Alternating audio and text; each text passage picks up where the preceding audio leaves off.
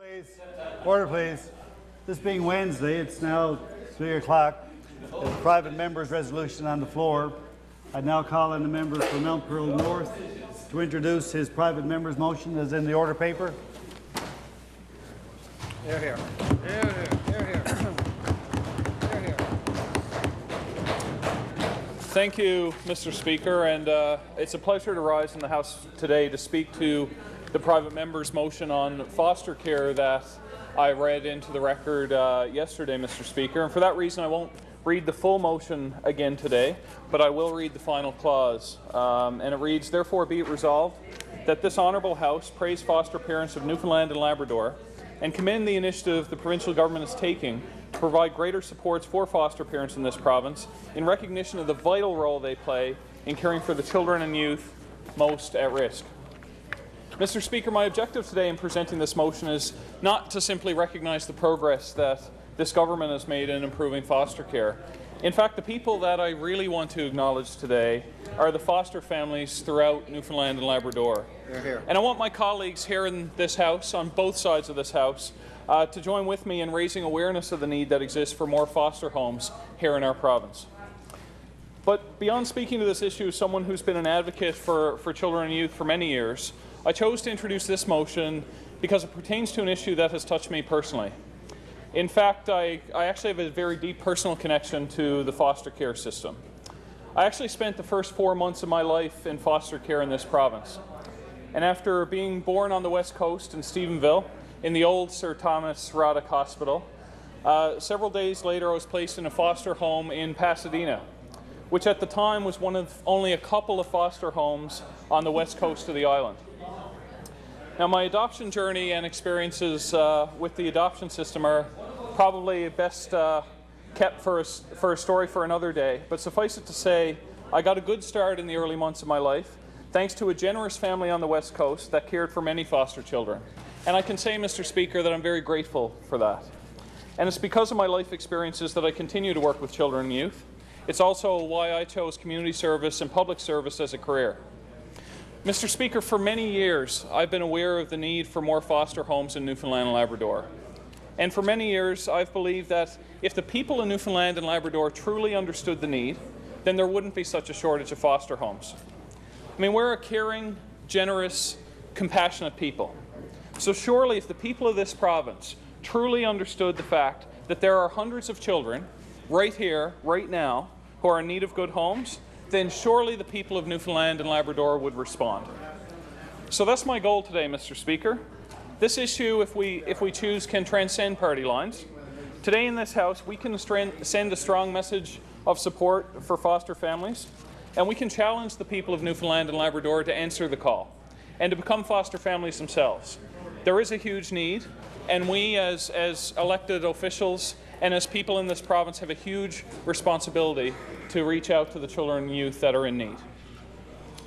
Mr. Speaker, several years ago, my wife and I decided that we wanted to help and we wanted to try and set an example in addressing this issue. So we became foster parents ourselves, offering to help on a short-term or on an emergency basis. So we went through the screening process, which certainly took some time. We took the Pride training course for foster families through Eastern Health at the time, and we did everything we needed to do to become a part of this great program. And it really is a great program. I can't think of any better way to help our most vulnerable residents. Perhaps it was through the work that we do on a daily basis that I saw a need, an immediate need to step forward and become a foster parent. Perhaps it was because I was recently married and we were planning for our first child of our own. Most likely, though, it was because of my personal connection to foster care. And regardless of the reasons, Mr. Speaker, my wife and I have had the privilege of fostering several children on a short-term basis over the past number of years, and it really has been a positive experience. The first experience was actually when my wife was over 8 months pregnant with our first child. We were in the process of preparing our house for our new addition, and all of a sudden we were contacted by Child, Youth and Family Services. And they had a baby girl who was just a few months old at the time, who needed emergency care. So we chatted about it, and really we didn't hesitate. We were thrilled to help out, and we had no idea of how long this little child would be with us, but we opened our house and our hearts almost immediately. And I got to see firsthand what a great mother my wife Janet was going to be, although I had a pretty good hunch about that anyway. And after a short period of time, this child was reunited with her mom and dad and the rest of her family. And we felt honored to be part of that process, and it was great to see such a positive outcome. So after our first experience, Janet and I were convinced more than ever that we had made the right decision by offering to serve as foster parents, even on a short-term, temporary basis. And in August of that year, our first son was born. And that, of course, brought about a range of overwhelming emotions. We were busy being new parents, and before we knew it, Christmas was upon us just several months later. Our first Christmas with Ben, our new son. And it was special. And the week before Christmas, we received another call from Child, Youth and Family Services. They were asking us to provide emergency care for a newborn. This child was only days old and needed care. So we talked about it and we agreed to help. And we couldn't let this child spend their first Christmas anywhere else. So off to the hospital we went to pick up another new arrival. We looked at our own son and wanted the same thing for this child, a wonderful first Christmas. And what a Christmas it was. Janet and I and my family and friends will never forget the joy of having two infants in our home at Christmas time for our son's first Christmas. It was a wonderful feeling. And I'm amazed at the generosity that we witnessed that year. Gifts, of course, are a part of the Christmas tradition, and there were plenty of gifts. Not only did my family and friends bring gifts for us and our new son, but they brought gifts for our foster child as well. We felt blessed to have such loving people in our lives who are willing to support us wholeheartedly and unconditionally. And I'm sure that there were some raised eyebrows when we announced that we were fostering a child over the holidays during our son's first Christmas, but everyone was supportive and generous and wonderful, like Newfoundlanders and Labradorians always are. So, Mr. Speaker, in saying all of that, I don't want to glaze over the fact that being a foster parent has its challenges. But with a little effort, we can get through those challenges, and these children will be better off for it. And I strongly believe that feeling of doing something great far outweighs the feelings of doubt. And if we all work together, we can make this program the best program it possibly can be for the children it's intended to serve. And then we've definitely done something great. Mr. Speaker, our government has been doing some pretty great things to ensure that we have the resources needed to enhance the foster families program, to recruit more families to the foster care program, and to serve more children that need our help. Our government's dedication to improving and increasing foster care services in Newfoundland and Labrador, throughout Newfoundland and Labrador, stems from one of our guiding principles. The best interests of the child is paramount for this government, Mr. Speaker. In the provision of Child, Youth and Family Services, our Premier, our Minister and our government have taken many steps to ensure that the safety and well-being of our children and youth is truly a top priority. This is evident in the creation of a department that is solely dedicated to child protection, which includes foster care, youth services, youth corrections, and child care services as well. It's also evident, Mr. Speaker, in an important piece of legislation that was completed by the department, and that's the Children and Youth Care and Protection Act. It was proclaimed last June, and this progressive new piece of legislation really better safeguards the province's most vulnerable children and youth. And I'd like to speak for a few minutes, in the few minutes that I have left, about some of the benefits of this new act. First of all, it continues the authority to intervene when a child or youth is the victim of harm or neglect by a parent, but it increases our ability to intervene where a child is at risk of such harm as defined by the Act. This new piece of legislation strengthens the best interest of the child principle as being paramount above all other considerations. The Act also serves to better protect children and youth, as well as provide greater clarity to staff, to the community, to clients, and to the courts as well. It contains significant updates and significant changes which are more child-centered. They better reflect best practices in clinical work, and they also promote better permanency planning, which is really important when we talk about children and youth in care. Mr. Speaker, there's been a number of other changes and updates to legislation and policies in Newfoundland and Labrador that really focus on providing better planning for the children and youth that are in our care. We've reduced the number of temporary court orders for children in the care of the province. We now require a detailed plan for the child to be filed with the courts. We've established a process for monitoring all children that are in care.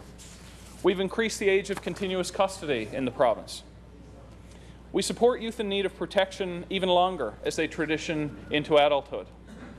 We recognize the risk of emotional harm as grounds for protective intervention, which is new as a result of this latest legislation.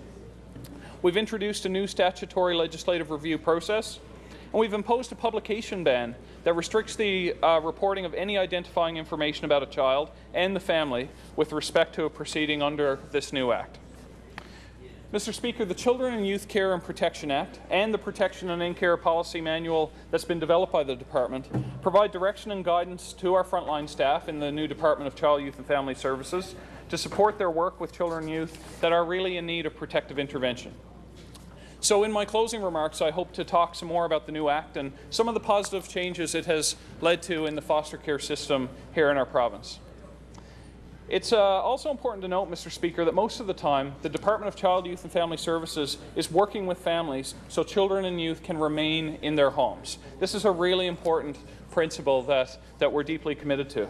The Department is actually working with about 4,400 families, and there are approximately 7,500 children in need of protective intervention in Newfoundland and Labrador. 7,500 children today. Approximately 90% of these children are provided supports in their own homes with their own families. But approximately 10% of these children have been removed by court order from parents' care to ensure the child's safety. And the ultimate goal is always working towards the child being returned home to their parents' care if it's indeed in the best interest of the child. Mr. Speaker, I also want to acknowledge that our government has a great relationship with the Foster Families Association in this province. I get a great sense of pride from this organization. They're very proud of the work that they do, and they're confident that this government is doing the right things when it comes to child care and foster care in this province. And there are many positive steps that we've taken to advance the care of children in the province and to advance the cause of foster families in our province. The Foster Families Association would certainly acknowledge that the new department was and is an essential step in getting the needs of foster children and foster families greater attention that they do deserve. Our strategy is on target. We've increased compensation to foster families, which has been extremely well received by caregivers in Newfoundland and Labrador.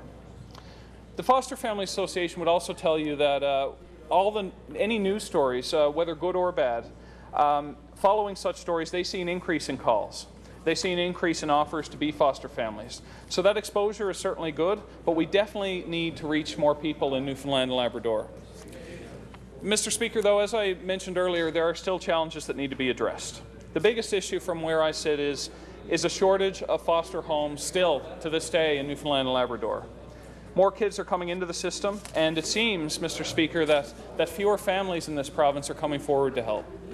And despite improved advertising efforts and awareness campaigns, we don't seem to be reaching the majority of the population.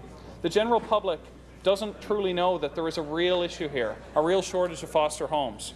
Most people don't realize that kids are being cared for in alternative living arrangements.